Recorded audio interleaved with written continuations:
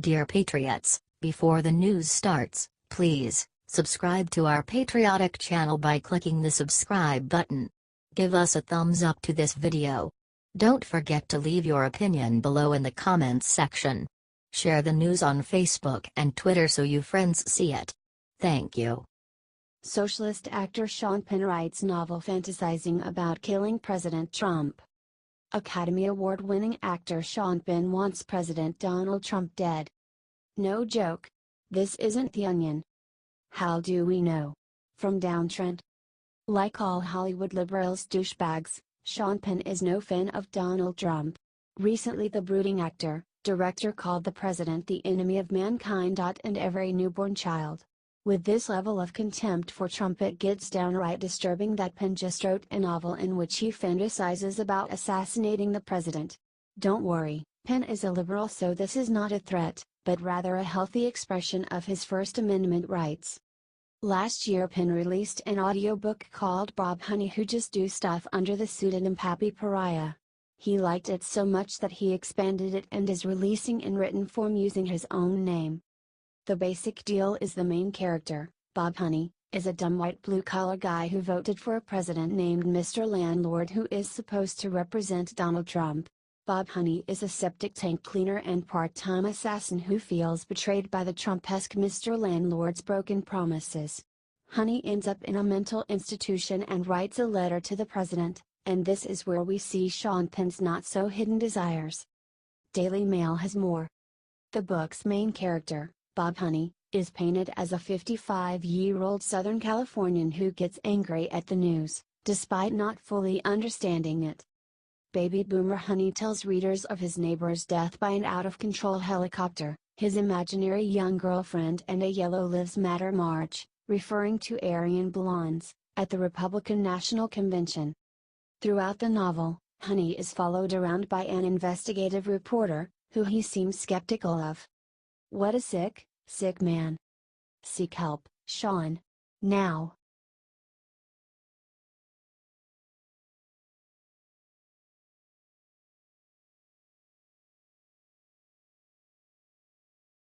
Breaking news, divorce rocks the Trump family. Shocking new reports are coming in indicating that a major divorce is about to rock the Trump family. Daily Mail reported that sources close to Donald Trump Jr. and his wife Vanessa are saying that the couple is preparing to file for divorce. A source closer to the pair said that they have been living separate lives for quite some time. The problems have been there for a long time. The couple had hoped to stay together during the president's time in office, but it is getting harder to resolve their issues, said one source. He's never there. The couple have been married for 13 years and have 5 young children, Kay, Donald III, Spencer, Tristan, and Chloe. Donald Jr. and Vanessa have been spotted together less and less in the past year and have spent almost no time at Mar-a-Lago together during that time period. Donald Jr. recently spent 2 weeks in Palm Beach with his family, and though he posted many videos of himself with his kids on social media, Vanessa was not in any of them. Vanessa also did not attend the annual New Year's Eve gala, with Don Jr. instead taking his son Don 3. Last month, Vanessa was hospitalized after she opened a letter addressed to her husband containing a mystery white powder. The powder turned out to be harmless, but it still left the family shaken. Sources have said that Vanessa is uncomfortable with the amount of attention the Trump family now receives. Vanessa is by nature a very low-key person, and she is uncomfortable with the attention her family is getting now that Trumps are on the world stage. She is also worried for her kids, particularly after she received the threatening letter containing the white powder, the source said. Page 6 reports that sources close to the pair have said that the two are leading separate lives, and have been for some time. The problems have been there for a long time. The couple had hoped to stay together during the president's time in office, but it is getting harder to resolve their issues, said one source. The two have been spotted together less and less in recent months, and spent almost no time with one another over the holidays at Mar-a-Lago. Don Jr. posted a number of videos to social media during the 2 weeks that the pair were in Palm Beach which showed him with the couple's children but never Vanessa. Vanessa was also absent from one of the family dinners and did not attend the annual New Year's Eve gala, with Don Jr. instead taking his son Donnie. It was also his birthday that night. We will update you further as this story develops. HT Daily Mail.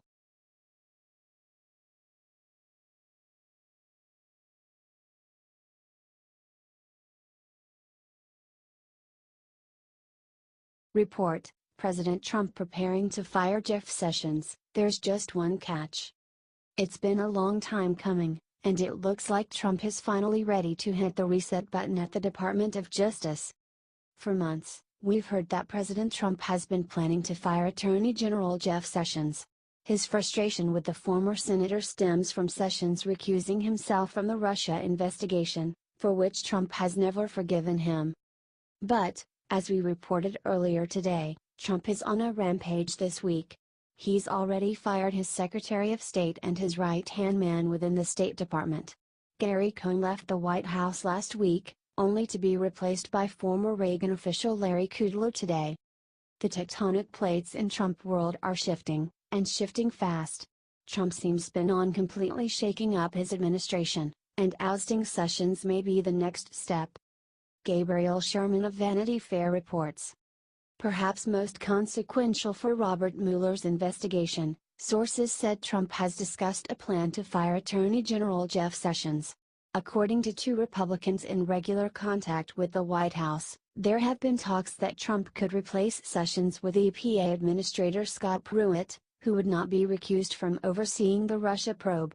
Also, as an agency head and former state attorney general, Pruitt would presumably have a good shot at passing a Senate confirmation hearing.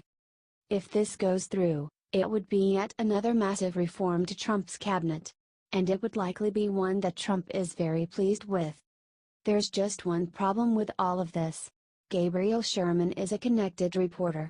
But he's run this story more than once before. Just last week, he previewed what were to be many big resignations within the White House that were supposed to occur this week. But so far, none have to come to pass. Sherman reported that National Security Advisor H.R. McMaster and Chief of Staff John Kelly were on the chopping block. Yet they're still around. We know Trump is dissatisfied with Sessions. If he was planning to let him go, this week would be the time to do it.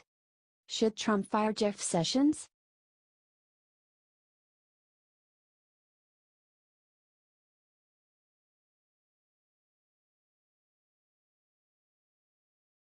Unbelievable.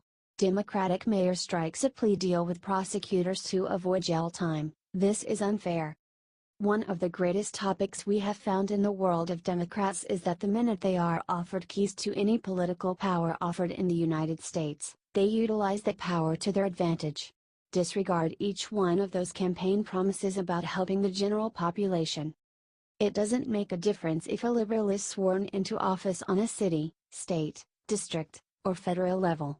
The power is simply excessively, and it turns out to be simple for them to trust that they are exempt from the rules that everyone else follows.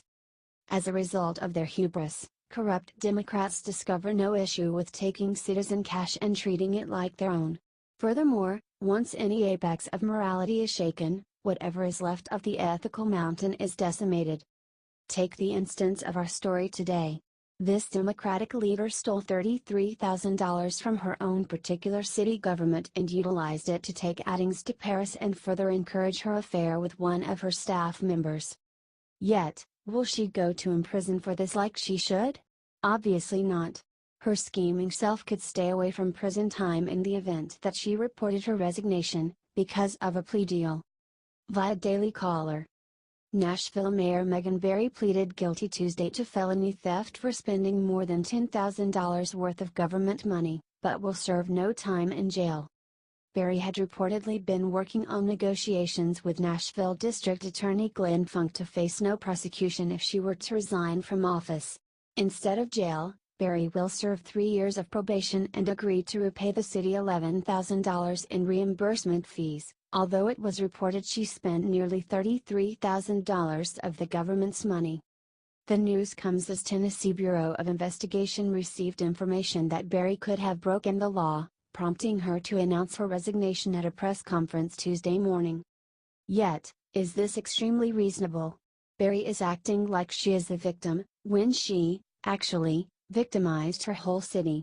Surrendering her seat as chairman is nothing contrasted with sitting in prison and serving time like she should. Over that, she doesn't need to pay back the greater part of the funds she stole. Foul play upon unfairness has happened in the city of Nashville, and next to no is being done to consider this lady accountable. Ideally, the voters know precisely what to do next race cycle: vote in favor of the right and the genuinely moral individual the first run-through around. What do you think about this? Do not hesitate and write your thoughts in the comments section below. HC Daily Caller.